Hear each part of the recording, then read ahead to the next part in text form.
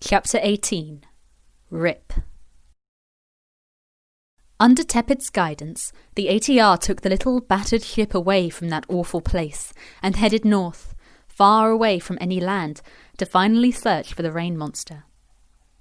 Without the sailors, no one got much rest, but in the brief snatches of time away from the sheets and ropes, they worked hard putting together their potion poison pill. The mermaid scales were exceedingly tough and took days to grind up.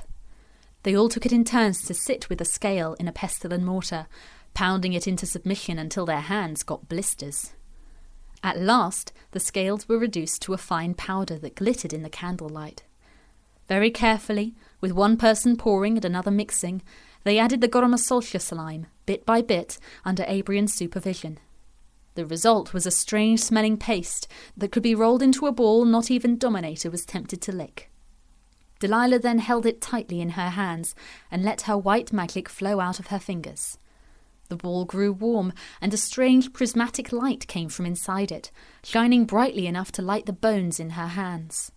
She stayed there all day, sealing the ingredients together in the potion poison pill until, finally, it became hard and firm. Abrian declared it was ready. Bligh did his very best to stay involved with his friends, keeping busy in all the activity. He stayed away from the lookout point. If he was up there, all he would be able to think about was how scared he felt. Now he knew what being a ghost really meant. All he could do was keep moving with the little ship and his friends, and finish this adventure. Even if he had no idea what he would do when they finally returned home. Only he, Delilah, and EA knew his secret, and he didn't want to let the others in on it. Not when they were so close to completing their mission. Days wore by and the rain began to grow thinner. The air grew warmer as well. It felt thick, almost sliceable, as if they were drawing near to a summer storm, though back in Fealdnor autumn was well underway. The sea was as grey as the sky, and mist and fog began to replace the rain they had become so used to. It was thin on the first day, but by the morning of the 5th it had completely enclosed the entire boat. Bligh didn't sleep that night, and was the first outside. He looked about the deck. No one was to be seen. Fog and vapours rose all around. Suddenly there was the most curious, sonorous, tumbling splash of water from below. Then it happened again, from the opposite side of the ship. As the vessel floated onwards, this continued until the sound surrounded the whole ship. Looking over the rail, Bligh stared as water swelled up from deep below, broke, and spread beneath the surface. It was like bubbles being released, travelling up from the hidden blue depths beneath them. But these weren't ordinary bubbles. Something was different. There was no sheen or wobble of air.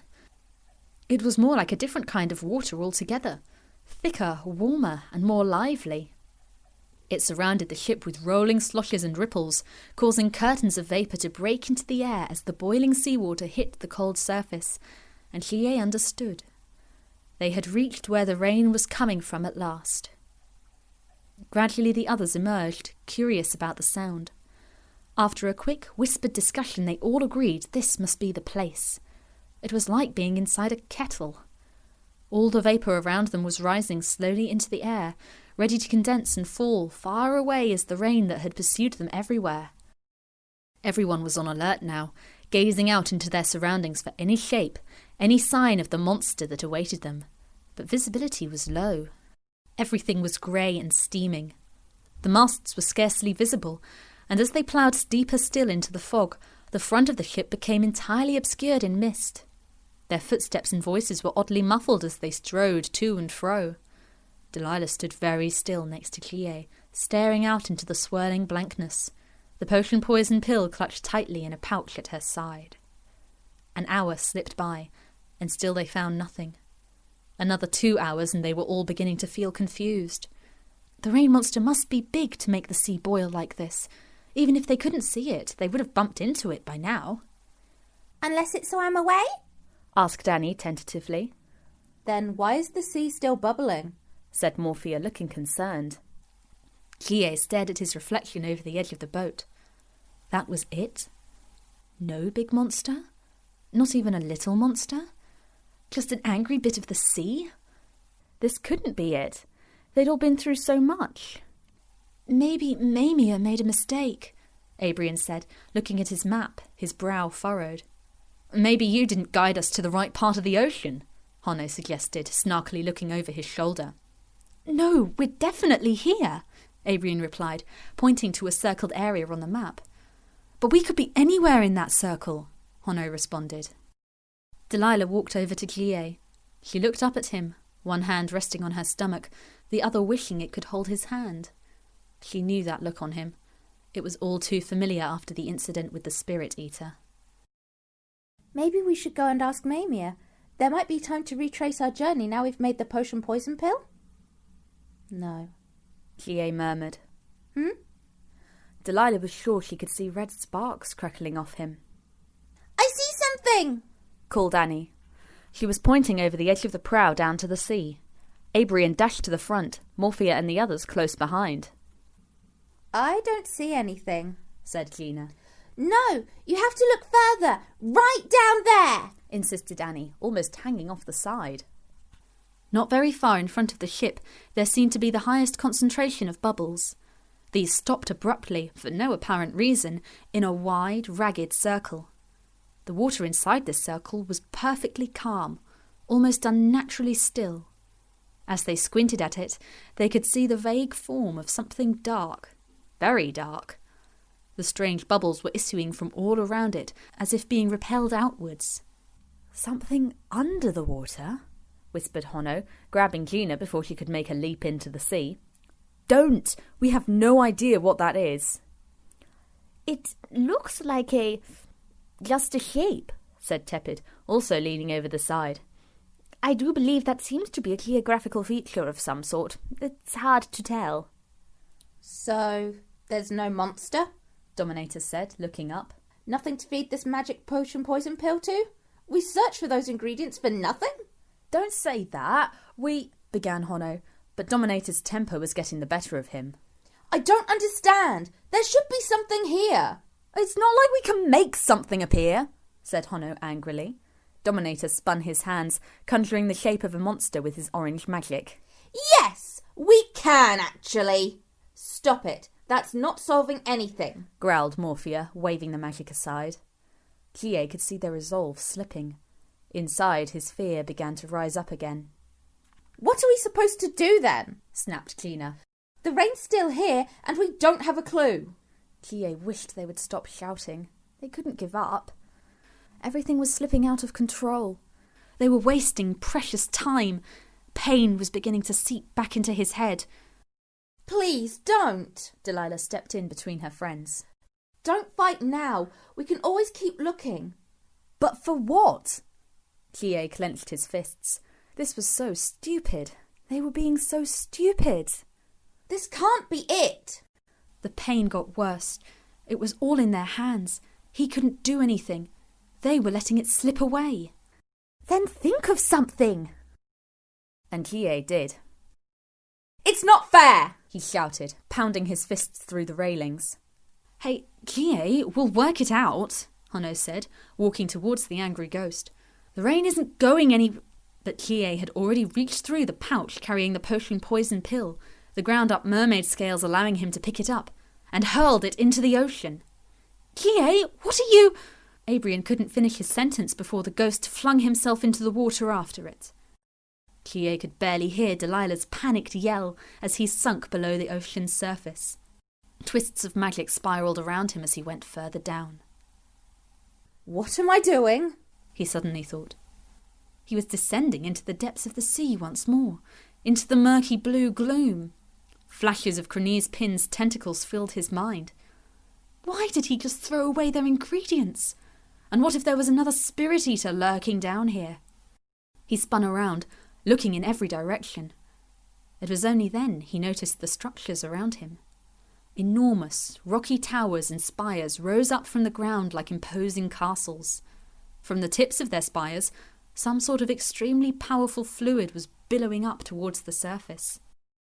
Judging by the shaking haze around each tower, they must have been ridiculously hot.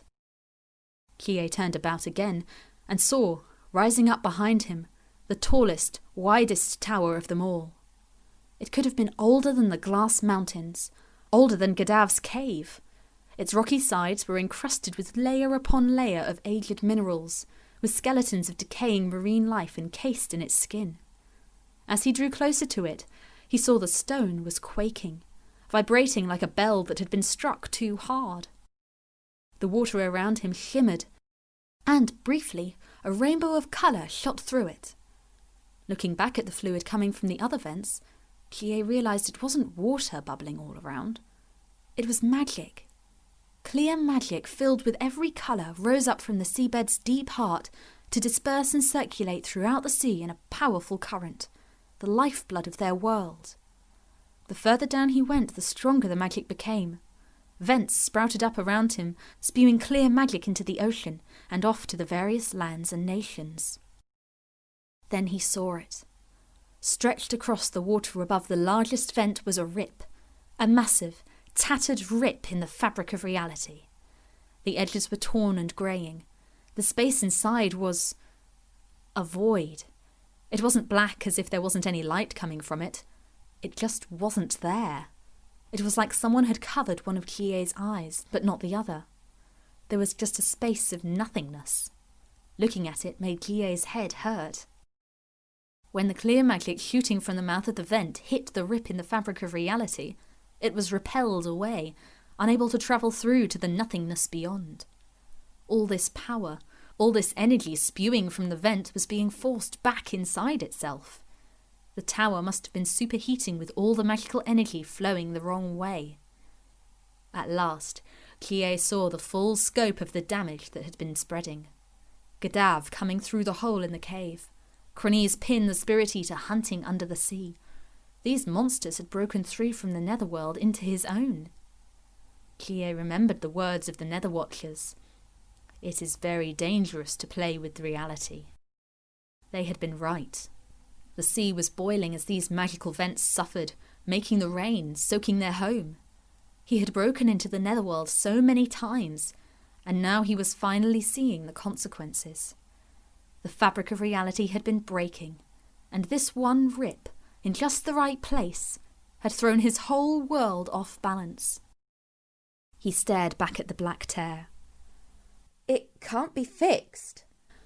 Oh, really? A sharp voice came from above him. Strange, isn't it? The voice came again. Who's there? Who are you? Bligh asked, shielding his eyes from the strange darkness. I'm amazed you don't remember. I'm quite important to what's going on here. What? I don't... The voice sounded so familiar. Next to him, the potion poison pill gently floated down the tower, drifting in the currents. Throw it in, whispered the voice. What? Throw it in. Bligh looked from the rip to the potion poison pill, and then back at the rip again. What will happen? He asked sceptically. Looking around, he was sure he was alone, but then the voice spoke again. You'll make a choice. You'll have chosen something for yourself. You want to help your friends? You want to fight against your destiny as a ghost? You will have made a choice. The voice was warm, kind, and still so familiar. You can make a choice and go back to the one who loves you. How do you know about Delilah? Bligh was shocked, staring around for the owner of the voice, and flew up the tower dangerously close to its rim. The voice was definitely coming from inside the rip. He heard it chuckle. I know a lot of things. A thin line of pink magic reached out and touched Bligh's forehead. His mind was filled with images of two little girls running around what looked like the castle back home. One playing with red magic, the other playing with white. They were joined by a group of other children. You love her so much, the one who carries something precious of yours, said the voice. Papa! The girls cried happily as the images faded. I... Bligh could only stammer. What will you do, ghost? The voice asked softly. Bligh looked at the tiny ball of ingredients by his tail. Those little girls, He knew deep down who they must be. Something stirred within him. All the anger he'd felt about his situation, the unfairness of his life, his fear for the future, it all melted away. It didn't matter compared to the people in that castle, his friends, Delilah, those 2 little girls. Bligh found himself picking up the ball. As soon as he touched it, the fear started coming back again. I want... His mind moved slowly as he looked up at the tear. I want them to live! Throwing the potion poison pill at the void was like throwing a stone at a mirror. It suddenly had substance it was not designed to deal with. The ingredients dispersed, scattering into glittering white pieces that attached themselves to the tattered rim of the rip. The edges drew together to repair themselves on their own. The vent shook stronger than ever. The magical flow was about to be set free. Too late, Bligh realised he was in a very wrong place. The flow of magic caught hold of him, and suddenly he was pinned against the rip, fighting not to be pushed through. The darkness in the void was crumbling. Then a face appeared. A face that filled every inch of Bligh with fear and dread. Those dark pink eyes, the pale skin. Massive amounts of magic and energy spewed into and around the void. Bligh fought as hard as he could to stay. The force felt like it was about to shred him to pieces. "Thank you, sweet ghost," said the Witch of Glass Mountains, smiling warmly at him. "I'll see you soon." In a fizzing, bubbling instant, the rip closed. The witch was gone, and all the magic in the vent was finally released. Bligh was hurled forwards in a surge of magic, water, and noise. It was all colour, all pain. Then everything blazed into white. Without any warning, the sea swelled under the ship. Before anyone knew what was happening, an immense surge of magic burst from deep beneath them, sending boiling water and shining magic 100 feet in the air. The ship was thrown backwards, its hull and masts splintering. No one could do anything to stop it. No one had time to think or grab hold of anything before they were all hurled into the sea. The water that had been thrown into the sky plummeted back down on top of them in a deluge of magic and pieces of ship. GA! Screamed Delilah, choking and coughing as she surfaced, looking around wildly. Before she could dive back down again, she was hauled out of the water by Annie and EA onto the largest piece of ship they could find.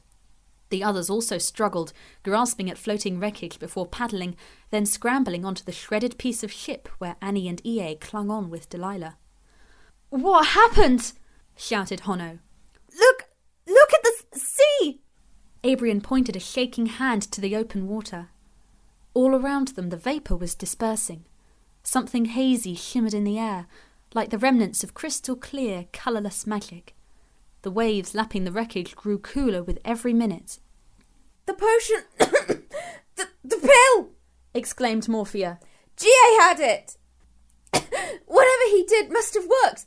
The sea's cooling. The clouds are starting to clear." But where is GA? said Gina, her eyes wide. "Hey! Hello!" Annie called across the sea. "GA, are you there?" "He's not come back up," said EA. A cold knot had suddenly tightened in his chest. "Joji!" Delilah shouted, crawling to the edge of their raft. "Don't! It's not safe!" said Dominator, pulling her away from the sea, but Delilah fought back. No, let me go! He should have come back! He should have come out!" she cried, panic rising in her voice as she made to dive back in. Dominator held her back as best he could, but she fought so hard EA had to seize hold of her as well. "Let me go! Joji! Please come out!" Her voice cracked into sobs as she struggled, kicking and punching at EA as she fought to be released. EA held onto her tight, his face deathly white. No response came from below. All was silent and blue. The shock of the explosion, the brief, elated realization that their plan had worked and the rain would stop, all seeped away as the minutes lengthened and GA didn't reappear. Still they waited. It had been more than an hour now. The mists were clearing to reveal a flat and beautiful sea, untroubled by waves or wind. The only movement was the ripples circling the wreckage of the ship and their makeshift raft. The day dragged itself across the sky, and one by one they fell silent. Alone and wrecked in the middle of a faraway sea, they all kept scanning the water, the sky, the horizon for any sign of their friend, but a cold chill was creeping around all of them, a sense that something must have happened. When everything they planned had gone right, something else must have gone terribly wrong. Maybe something not even Gina the ghost could escape. The blast that hit them had been so powerful, so full of magic and energy. From Gina throwing the pill to the water calming and then bursting upwards, it all happened in less than 2 minutes. Now they couldn't stop thinking over every detail. Delilah finally ran out of voice. She sat, still held firmly by EA, her eyes searching the empty depths below. EA didn't seem to be able to speak at all. That night was the loneliest any of them had ever known. They didn't know where they were or how they could find help. All they could do was hold tight to the raft and each other. When stars began to drift through the clouds, Annie whispered they should try and sleep while a couple of them kept lookout. Meanwhile, Morphea and Abrian tended to Tepid as best they could. He had been badly scalded by the blast, and his arms were burned an ugly red. All they could do was keep washing them in cold sea water. Its stinging salt must have been nearly unbearable, but the prince didn't make a sound. Perhaps he was past feeling the pain.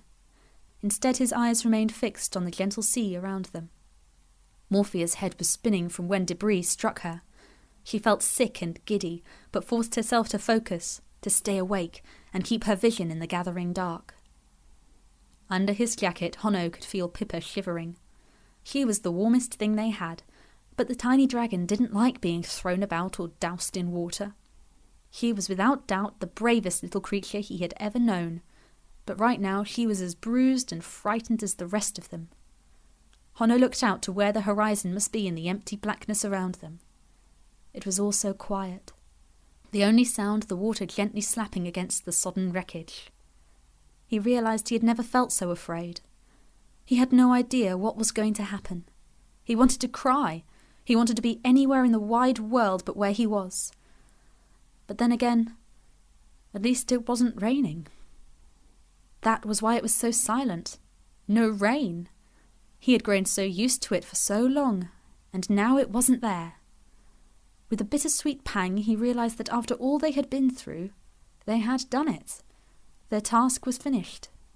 The roof in Aunt Bolivia's log store wouldn't leak anymore. Maybe she would have less to worry about now, and could spend more time doing things she enjoyed, with Betrin, Tessa and Mogwing, like looking after Betrin's little Baba when it came. They would all be all right. Somewhere far away from the fear and the wet where he was, his home was safe and dry, a haven where no amount of magic, weather, or sea monsters could ever reach it. No matter what might happen here, nothing would change that. His heart shook in his chest as Honno lay his head down on the damp timbers, and the chill took away the warm image of Aunt Bolivia's house. He was still on the raft, cold and afraid. He felt Gina's hand clasped tightly around his own. Through the darkness he could just make out the huddled shapes of Abrian, Dominator, Annie. The air was so still. He closed his eyes. If this was the way things were going to go, well, at least he'd be with his friends. The daylight was very soft. Which day was it? Honno's teeth were chattering. Shapes. There were shapes on the horizon coming closer, with white clouds above. They looked like sails. They were so tall. Honno closed his eyes again and drifted into dreams, full of snatches of voices he didn't recognise. People calling, a gentle rocking motion like the bow of a ship moving through waves. He hoped he wouldn't wake too soon. It was so warm. Hey. A gentle voice called to Gina. You can wake up any time you want, kid. Gina slowly opened his eyes. He wasn't underwater anymore. It was quiet. It was calm. Gina sat straight up in shock and confusion. Why wasn't it raining? Ah, you're awake. Why wasn't it raining? Glad to see you're still sort of with us. Why isn't it raining? Bligh spluttered out. Looking around, he couldn't see anyone. He was in a field of green grass. Over to his left in the distance, he could just about see a large tree, with a swing hanging from it overlooking a gorge. Well, we don't get much rain here. It's usually sunny. A smiling man was suddenly next to Bligh. He wore long white robes with bell sleeves that hid his hands. Looking at his face, Bligh realised he couldn't quite make out any features. They were there, but they morphed and changed subtly, so none were quite in focus. Who... Bligh found himself a little lost for words. Where? Yes, where am I? Ah, I'm surprised you don't recognise it from the stories your mother and father told you, the man said, leaning back using his arms to support his weight and looking up into the clear sky. What? You're dead, Joji, the man said, almost laughing. Yes, I know that, I'm a ghost, Bligh said, confused. Not quite, kiddo, the man said, turning his attention to Bligh. What? Yes, Bligh suddenly realised his hands could feel the grass beneath him, and the hair in front of his face was brown, not blue. Looking down, he saw he had legs. Lifting one of them up, he inspected it. He couldn't believe it was real. It's not going away, if that's what you're wondering. The man sighed and looked towards the tree. I'm amazed he didn't want to come and say hello. Bligh followed the man's eyeline and saw that someone was on the swing. He couldn't quite make out who they were, but they had red hair. He still feels guilty. I wonder if he'll regret not greeting you. Bligh looked at the man, confused. Joji? Bligh heard Delilah's voice crying. Delilah? She's all right, the man said calmly, taking in a deep breath and releasing it in a sigh. I have a question for you, kid. Bligh was looking for Delilah. You can stay here. Rest your soul. Bligh! EA's voice shouted. Or you can go back to them. Live life with them. Where are they? Bligh said, still frantically looking. They're still alive, Bligh. They won't be coming here for a while. You don't have to make your decision now. You can stay a while. Have a rest. Enjoy having legs, the man smiled. And wait until they get here. Don't you dare die on me, Joji Aluiciuous! Not again, not again!